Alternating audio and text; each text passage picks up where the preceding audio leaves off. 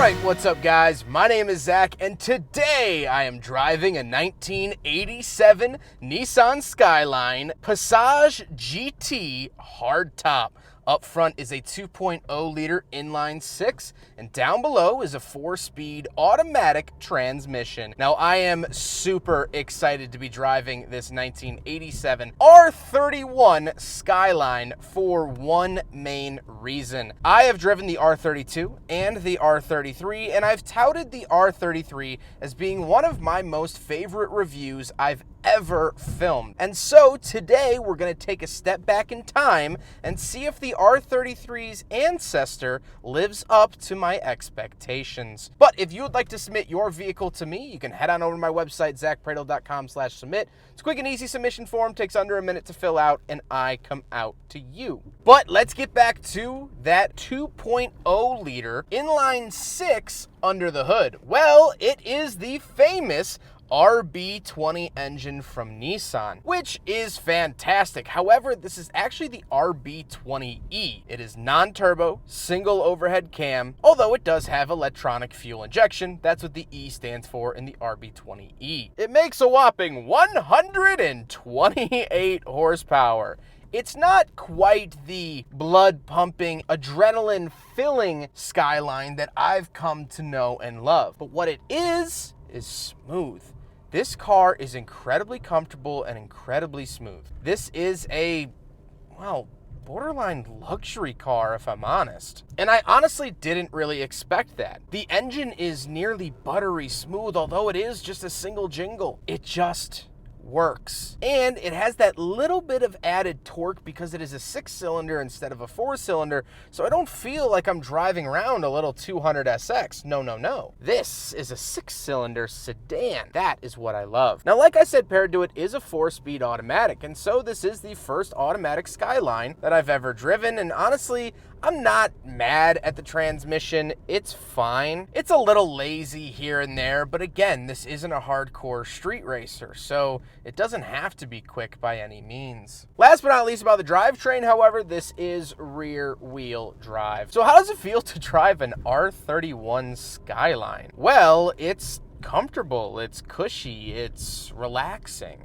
Like I mentioned with that engine, it really reinforces the idea of just a nice cruiser. I would imagine a decently well-off businessman would probably own one of these and drive it to work, take his kids to school, enjoy a ride through the countryside on a Sunday morning. Visibility is great. I love 80s cars because of their visibility. The steering is really, really light and friendly. The ride is a little bit clunky slightly, but also these roads are not doing it any favors, so I can't fault the R31 for that. With that stuff out of the way, let's talk about the interior. Well, in front of me, I have a bunch of gauges. Off to the left, I have my fuel and battery voltage. Then I have my speedometer and tachometer in the center. And off to the right, I have my oil pressure and coolant temperature. On the steering wheel, I don't actually get any forward-facing buttons. Obviously, I have wipers and turn signals behind it, but it just has a little Skyline badge, and that's it. Off to the right, I do have warning lights for my battery voltage, oil pressure, seat belts, and door ajar, as well as my hazard switch, rear defrost, and my parking lights, and my power folding mirrors off to the right. So back in 1987, this actually did get power folding mirrors, which is a fantastic feature for a vehicle like this. Moving on to the door, we do have power locks and power windows, which is really, really nice to see again in 1987. And of course, we get this nice blue fabric from the 80s. I love 80s cars for this specific reason. Moving into the center, I get more warning lights. So I have my headlights, fuel, wiper fluid, coolant, all of that stuff. Really, really funny to see that here. As well as we do have a quartz clock off to the left. Then I get two giant climate control vents and the climate controls themselves. So where to send it off to the left, temperature below that, recirculating to the upper right, fan speed to the lower right, and my AC button. Then I do have my radio options. So radio on, tune, AM and FM, and volume. Then we do get a pull-out ashtray and cigarette lighter. And then we get the factory Nissan radio. I love this radio. I love it very near and dearly because it is so factory and so retro. And it's just so cool to see that. Now, this will get some American stations. The Japanese radios start way lower in frequencies and end in the 90s or before 100. So any station below that, 95.9 The River, will actually play through the speaker, which is pretty cool. Then we do come down to the center console. So we get a little cubby up at the top, then the shifter itself. I do have power shift mode if I would like to use that, although I'm enjoying my comfortable experience, so I won't. But the shifter is also very, very smooth. Putting it into gear, the vehicle doesn't lurch or twist or jerk, and that is awesome to me. Then I do have a little openable cubby that just says push. I love that. That's so fun and cute. Some dead switches and a center console. Now, unfortunately, there aren't any cup holders in the R31, so it fails the big friggin' bottle test. How tragic. And then we'll talk about the seats. The seats say Passage on them, and they are comfortable. Again, the same sort of material found on the door cards is on the seats, and I love it. I really genuinely love it. I think it's so cool, so unique, and they're very, very comfortable. However, we do have back seats, so let's hop around the back and do a back seat review. All right, so we're in the back of a Nissan Skyline Passage GT Hardtop R31. And a couple of things to note. First of all, these seats are awesome.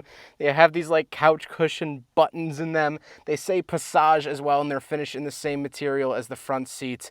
I love them with my whole entire heart. These are awesome. I only get lap belts back here, kind of interesting. But I will say in terms of size, the Nissan Gloria of the same era that I'll be linking at the end of this video has better back seats. This is definitely noticeably smaller or more cramped on the inside than the Gloria. So if you're looking for a late 80s Japanese Nissan luxury car, it seems like the Gloria is the way to go in terms of backseat space. But still, it's not to be said that it's terrible. My knees are hitting the seat in front of me, but that's okay. Headroom is actually pretty good, even with my sunglasses on my head. So I have ashtrays in the doors and power windows as well.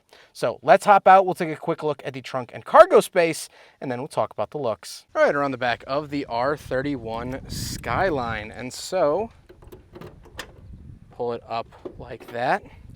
And we are in the back. Tons and tons of space around the back of the R31, and I love that. Now we gotta talk about the looks, and I mean, how can you not love an R31? It doesn't have any striking features about it besides those big jewel rear taillights. That's how you know this is a Skyline. There's no denying that. But overall, it could be mistaken for a Nissan Gloria, for a Toyota Crown maybe. It doesn't have any striking, obvious features. This is a little bit before the fame. And so, that sort of ties into my final thoughts, but I do want to say a couple more things about the exterior. These are the factory hubcaps. I love them. They are so basic, so normal. I love seeing that on a Skyline. I do also want to note that this is called the Hardtop because this actually doesn't have any B-pillars. I know it looks like it does, but that's actually just for the seat belt hanging down. If you remove that seat belt, there's actually no B-pillars here in the Skyline. That's why they call it the Hardtop.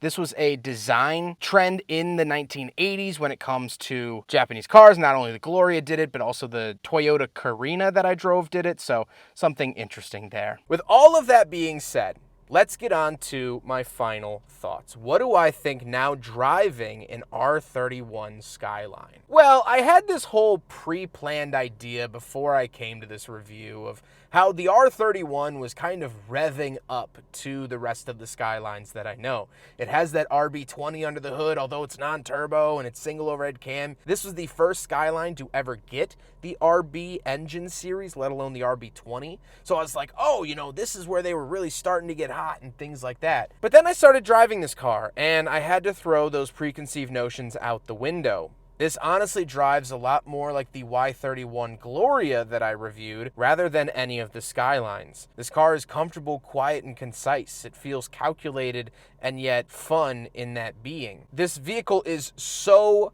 better equipped than the Skylines that I've driven. Take a look at this R32 shot that I have, then take a look at this R31, this car. Look at how many more buttons, how many more options this vehicle has. Now, of course, I'm not comparing exact trim level to exact trim level, but you could just see the overall design in the 90s started to be a lot more bland and basic when it came to the interior. And that's because not only was Nissan struggling financially, but also all of Japan was struggling financially. The 1990s in Japan are known as the lost era. They had huge economic issues and a whole lot of stuff. So you could kind of see the sort of 80s excess here in this Skyline that went away for the next generation. And that to me is really cool and something I didn't expect. Again, I had all these preconceived notions of this sporty, crazy, fun to drive Skyline. And yes, it's fun to drive, but I wouldn't consider this vehicle particularly sporty. And so that's what I love. I love it when a car can blow my expectations out of the water, good or bad. I really, really do. And so this R31 has really knocked it out of the park